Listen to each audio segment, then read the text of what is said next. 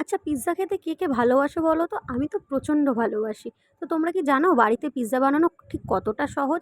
দেখো, এখানে আমি নুন, চিনি, তেল আর ইস্ট দিয়ে ময়দাটাকে গরম জল দিয়ে মেখে রেখেছি। আর মেখে ২ ঘন্টা রেখেছি। তারপরে এখানে পেঁয়াজ, ক্যাপসিকাম, সুইট কর্ন, সস দিয়ে, রসুন কুচি দিয়ে ভেজে রেখেছি। একটা স্টাফিং তৈরি করে রেখেছি। তারপরে এখানে মোটা করে একটা পরোটা বেলে নিয়েছি ময়দা দিয়ে। না মোটা না পাতলা। তারপরে ছুরি দিয়ে ফুটো ফুটো করে নিয়েছি। ফুটো ফুটো করে নেওয়ার পরে এর উপরে দিয়ে দিলাম সস। আমার কাছে পিৎজা সস ছিল না, আমি টমেটো সসই দিয়েছি, যেটা নর্মাল টমেটো সস সেটাই দিয়েছি। তার উপরে এর উপরে দিয়ে দেবো অরিগ্যানো। আমার কাছে অরিগ্যানো ছিল তাই আমি অরিগ্যানো দিয়েছি। তোমাদের কাছে যেটা থাকবে তোমরা চাইলে নাও দিতে পারো, কিন্তু পিৎজাতে অরিগ্যানোটা বেশি ভালো লাগে। তার উপরে এর উপরে স্টাফিংটা দিয়ে দেবো। স্টাফিংটা দিয়ে তার উপরে চিজ দিয়ে দেবো। চিজ দিয়ে আমি ২০ মিনিট মাইক্রোওভেনে রেখেছিলাম। তোমরা চাইলে কড়াইতেও করতে পারো, ওভেনে। দেখো কীরকম দেখতে হচ্ছে, কীরকম ফ্লাফি হয়েছে জিনিসটা।